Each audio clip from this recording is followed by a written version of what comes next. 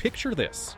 A 7-year-old Game Boy, already considered past its prime, ends up launching the biggest media franchise in history. Bigger than Star Wars, bigger than Marvel, bigger than Disney. And it all traces back to something surprisingly small. One guy who never stopped thinking about catching bugs.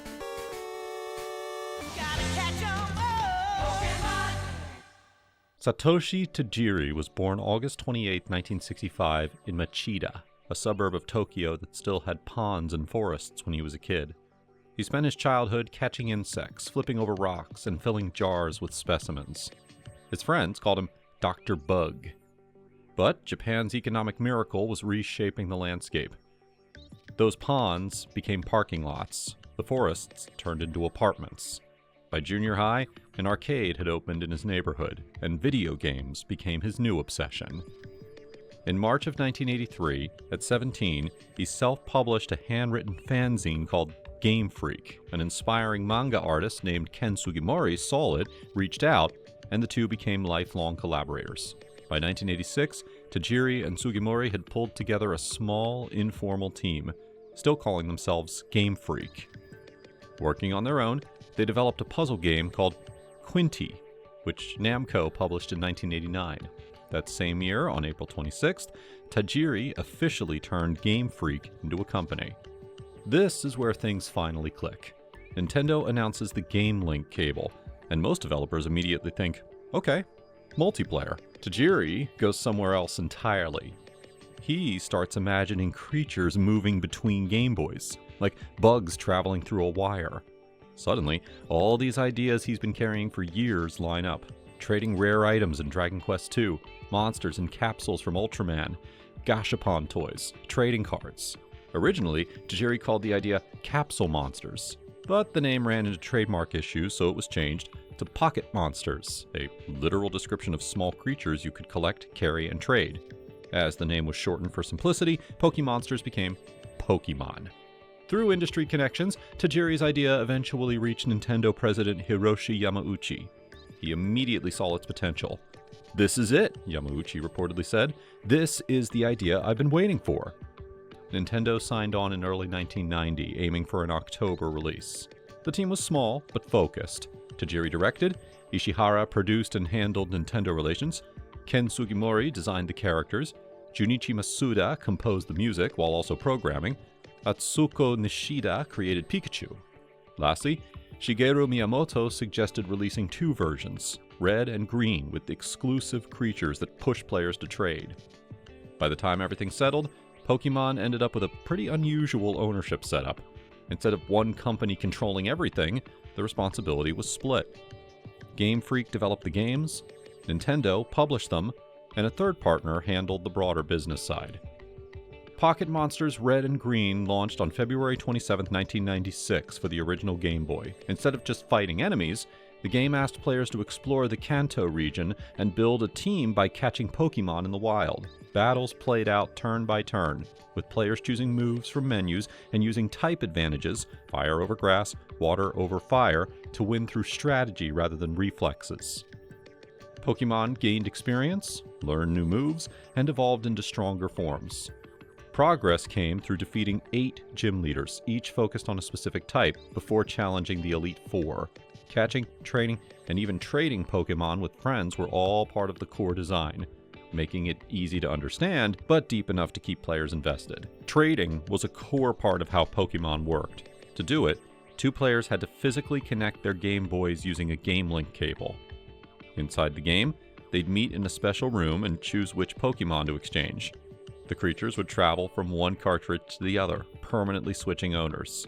Some Pokémon could only evolve through trading, meaning no single player could collect everything alone. The design quietly pushed kids to meet up, negotiate, and cooperate. Playgrounds turned into trading hubs, and completing the game became as much about social interaction as it was about gameplay. And boy, was it promoted. There was this magazine, Koro Koro, that pretty much every elementary school kid was reading, and it kept pushing the game. And then they dropped the bombshell. There was a secret Pokémon in the game, Mew, and the only way to get it was through a lottery in the magazine. Kids talked, stories spread, and by September, Pokémon had already sold over 1 million copies. By late 1996, Pokémon was everywhere. The trading cards had just launched, turning the idea of collecting Pokémon into something that kids could physically trade, show off, and battle with at school. Cards were flying off shelves, an anime was rushed into production, and the kids were going crazy over it. What started as a quiet Game Boy release was suddenly turning into something much bigger. Pikachu was pushed to the front, the show took off fast, and within months, Pokémon had become must-watch TV for kids across Japan. And then, everything came to a sudden halt. In December of 1997, one episode triggered seizures in thousands of viewers and forced the anime off the air overnight. It was a national news story. About 700 Japanese school-age kids were rushed to hospitals Tuesday night, suffering convulsions and seizures after they had watched the bright flashing lights of a popular kiddie cartoon show called Pocket Monsters. But instead of killing Pokémon, the pause only added to the buzz. When the show returned, the hype was bigger than ever. The first movie followed soon after and became one of Japan's biggest hits of the year. Pokémon had survived something that should have ended it. That success pushed Nintendo to take Pokémon overseas, despite doubts that its slow gameplay, cute characters, and RPG format would work in the West. The gamble paid off. When Pokémon hit the US in late 1998, the show, games, and cards all landed at once. Shelves emptied, kids took over playgrounds, and Nintendo's profits surged. By early 1999, the phenomenon had a name: Pokémania. The backlash followed quickly. Schools banned cards and parents panicked. But it didn't matter. For a while, Pokémon was impossible to avoid. Pokémon Gold and Silver launched in Japan on November 21, 1999, and were built as true sequels, not just more of the same.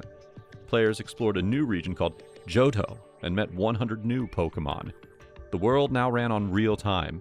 Day and night matched the clock on your Game Boy, which changed which Pokémon appeared and triggered different events. Battles were expanded with 2 new types, Dark and Steel, added to balance combat and counter powerful strategies from the first games. Players could now breed Pokémon by leaving them at a daycare, creating eggs that hatched into new creatures. And after beating the game, it didn't end. Players could travel back to the original Kanto region and challenge its gym leaders, turning the sequel into a full continuation of the original adventure. But by 2000, the craze cooled. Ratings dipped, card sales slowed. Kids were into Harry Potter now. It looked like Pokémon might be done. Nevertheless, the company shifted into its next phase. Game Freak moved on to the Game Boy Advance with Ruby and Sapphire, and leadership started to change. Junichi Masuda stepped up as director, while Tajiri took more of a backseat. Players explored a new region called Hoenn and met an entirely new set of Pokémon, starting fresh with creatures like Trico, Torchic, or Mudkip. Battles were affected by the outside world, so if it was raining outside, it would rain in the battle also, and that would affect how your Pokémon would fight. Double battles were introduced, letting 2 Pokémon fight at the same time, and contests gave players a non-combat way to compete by showing off their Pokémon's traits. At the same time, some familiar features were missing. The day and night cycle was removed, and Pokémon from older games couldn't be transferred forward, which frustrated longtime fans. Even so, the series kept evolving, and by the end of this era, Pokémon had quietly passed 100 million games sold worldwide. Pokémon Diamond and Pearl launched in 2006 on the Nintendo DS and changed how people played Pokémon. Players explored the Sinnoh region. They caught and trained new Pokémon and experienced a world that once again followed real time, with day and night affecting encounters. Battles grew deeper, contests returned in expanded form, and underground areas let players interact locally. But the biggest shift was online play. Using Nintendo Wi-Fi connection, players could connect their DS to the internet, enter shared online spaces, and trade or battle Pokémon with people anywhere in the world. The global trade station let players post Pokémon for trade and receive others asynchronously, without ever meeting. This was the moment that Pokémon took its definitive form, no longer just a local handheld experience, but a global one. Platinum followed as an enhanced version of Diamond and Pearl. The only add-on was the Distortion world, and the overall experience was tightened. Battles moved faster, the story had more focus, and the world felt more polished. For players, it became the definitive way to experience Sinnoh. The same game, just smarter and smoother. In 2009, Heart Gold and Soul Silver arrived as remakes of Gold and Silver, but one small change made them unforgettable. Your lead Pokémon could walk behind you in the overworld. It didn't affect battles or stats, it just made the journey feel personal. The 5th generation took a bold, creative risk. Pokémon Black and White launched in 2010 and completely reset the experience. For the entire main story, players only encountered brand new Pokémon, no familiar creatures from past games, so every battle felt unknown again. The Unova region was inspired by New York City, with big cities, bridges, and urban environments that made the world feel larger and more modern. Battles introduced new formats like triple battles and rotation battles, changing how positioning and strategy worked. Online features were also expanded, with smoother matchmaking and more ways to interact with other players. Instead of releasing a single upgraded version, Black 2 and White 2 arrived in 2012 as true sequels. They continued the story 2 years later with new characters, new locations, and a changed world, showing how Pokemon's regions could evolve over time rather than simply reset. They also introduced the Pokemon World Tournament, a mode where players could battle gym leaders and champions from every previous generation. It was basically a greatest hits lineup, letting longtime fans face off against familiar characters from across the series. Now, around this same time, competitive Pokemon really started to take shape. The Pokemon Company created what became known as Play Pokemon, which organized official tournaments for both the video games and the trading card game. This eventually led to the Pokemon World Championships, held every year and drawing players from all over the world. By then, the card game was being sold in 93 countries and translated into 15 different languages. Speedrunners found their own way to play Pokemon, exploiting glitches and unintended shortcuts. Red and Blue stayed popular largely because of Missing No, a famous glitch that appeared through a specific in-game sequence. The real payoff wasn't the Pokemon itself, but its side effect. It duplicated items.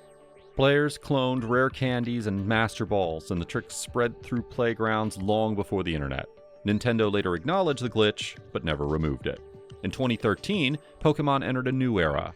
Nintendo president Satoru Iwata announced Pokemon X and Y, and for the first time, the games launched worldwide at the same time. More importantly, the series fully shifted into 3D. Characters, cities, and Pokemon were no longer flat sprites. They moved, rotated, and battled in three-dimensional space. The games were still turn-based, but battles now looked closer to an animated show than a classic handheld RPG. X and Y introduced a new region called Kalos, inspired by France, filled with large cities, cafes, and wide boulevards. 72 new Pokemon were added, along with the Fairy type, which was designed to balance the game by countering powerful Dragon Pokemon. A major new mechanic called Mega Evolution lets certain Pokemon temporarily transform during battle into much stronger forms. These transformations only lasted for the fight, adding a layer of strategy about when and how to use them. Now, while X and Y pushed Pokemon forward, the series also looked back. In 2014, Omega Ruby and Alpha Sapphire remade the third-generation games in full 3D, bringing the Hoenn region into the modern era. They kept the core story, but updated everything visually and mechanically, combining nostalgia with the new systems introduced in X and Y. And then, in July of 2016, everything exploded again. Pokémon Go launched as a free mobile game built around augmented reality. The idea traced back to a 2014 Google April Fool's joke that imagined Pokémon appearing in the real world. It stuck. What started as a playful concept quickly turned into something massive. The numbers were staggering. Within its first month, Pokémon Go had already generated over $160 million. Before the end of the month, the game hit 500 million downloads and pulled in $470 million in just 80 days, the fastest any mobile game had ever done it. And suddenly, Pokémon was everywhere again. Parks filled with people hunting Pikachu. Strangers stopped to talk over rare spawns. And this time, it wasn't just kids. Adults who grew up with Pokémon were playing alongside their own children. It felt like Pokémania all over again, just in a completely different form. Sun and Moon launched in that same year and marked a noticeable shift in tone for the series. The 7th generation drew inspiration from Hawaii, creating the Alola region, a chain of distinct islands with their own culture and rhythm. Director Shigeru Omori said the goal was to focus more on Pokémon as living creatures, not just battle tools. With the release lining up with the franchise's 20th anniversary, he treated the games as a celebration of that idea. That mindset showed up in how the games played. Traditional gym battles were replaced with island trials, changing the usual progression. Older Pokémon were reimagined with new regional forms, giving familiar species like Vulpix different types and new identities. Battles also got flashier with Z-moves, powerful attacks that you could use once per fight. The expanded versions Ultra Sun and Ultra Moon followed in 2017. Then, in 2018, Let's Go Pikachu and Let's Go Eevee arrived as remakes of Pokémon Yellow, which was basically a DLC for Red and Green where you start with Pikachu. It blends classic structure with mechanics inspired by Pokémon Go. The 8th generation arrived on November 15, 2019, when Sword and Shield launched for Nintendo Switch. Director Shigeru Omori designed the games around the theme of becoming the greatest or strongest, expressed through the Dynamax and Gigantamax mechanic that let Pokémon grow to kaiju size during special battles. The Wild area introduced a large open zone where creatures roamed visibly in the overworld, rather than hiding in random encounters. The Galar region drew inspiration from Great Britain. Sword and Shield sold over 26 million copies, becoming the third best-selling Switch title at the time. Brilliant Diamond and Shining Pearl arrived in 2021 as remakes of the 4th generation developed by ILCA. Reception was mixed. Faithful to a fault, critics said, without the enhancements that fans expected from modern remakes. They sold 15 million copies regardless.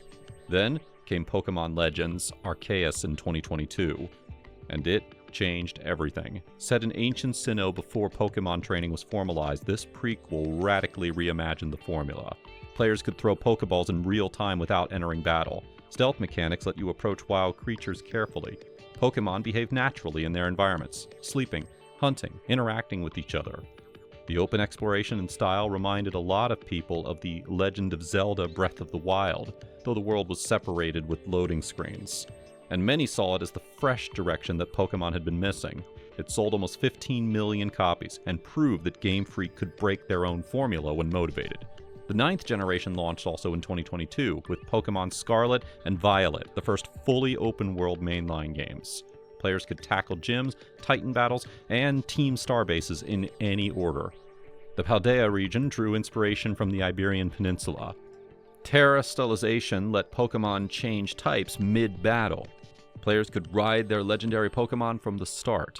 The games introduced 120 new species, pushing the total past 1,025 creatures. Scarlet and Violet sold 10 million copies in their first 3 days, the biggest launch in Nintendo history.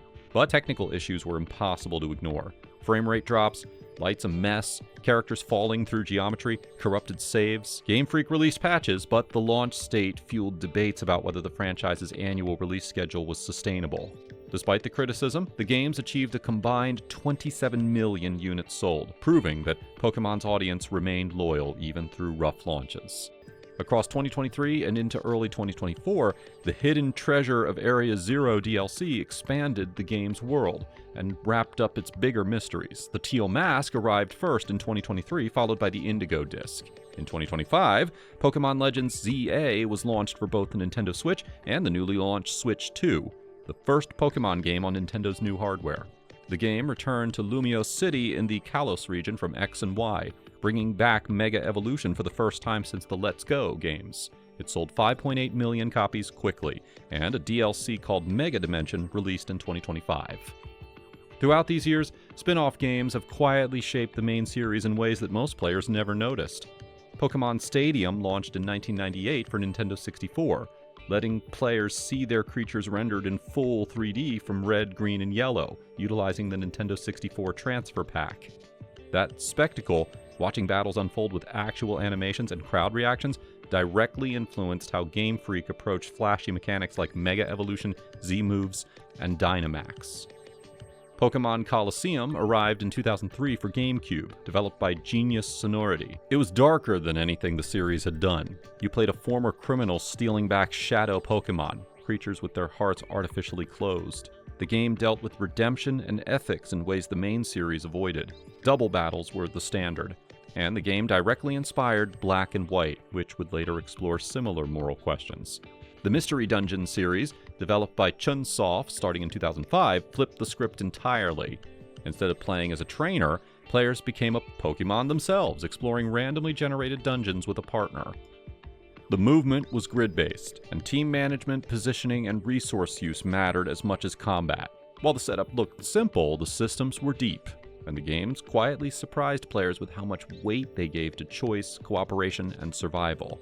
Pokémon Ranger launched in 2006, introducing real-time gameplay where you befriended wild Pokémon temporarily rather than capturing them permanently. Each Pokémon provided specific abilities, like cutting obstacles or clearing paths that were used to progress through the world. Once their task was done, they left, shifting the focus from collecting to problem-solving and moment-to-moment skill.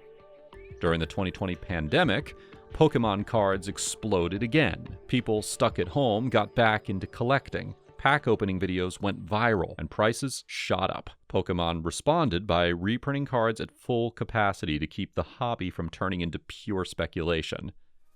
Satoshi Tajiri remains notoriously private, rarely giving interviews. But one quote to Time magazine in 1999 encapsulated his vision. "The games were meant to give children who lived in a world of asphalt a taste of what I experienced, the joy of discovery, the thrill of catching something rare." That sentiment, recreating wonder for generations disconnected from nature, remains the franchise's beating heart nearly 3 decades later.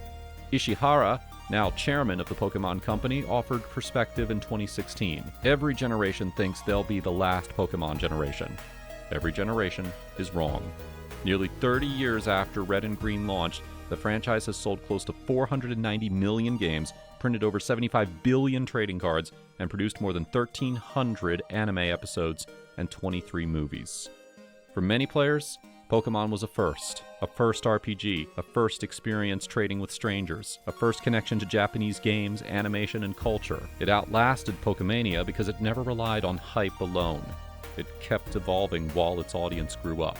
What started as one developer trying to recreate the feeling of catching insects didn't just survive its moment, it became infrastructure. And nearly 3 decades later, Pokemon is still doing what it always did best: bringing people together. One trade, one battle, one catch at a time. Thanks for watching. If you liked the video, drop a like. It really means a lot to us. And if you stick around, there's a lot more gaming history on the way.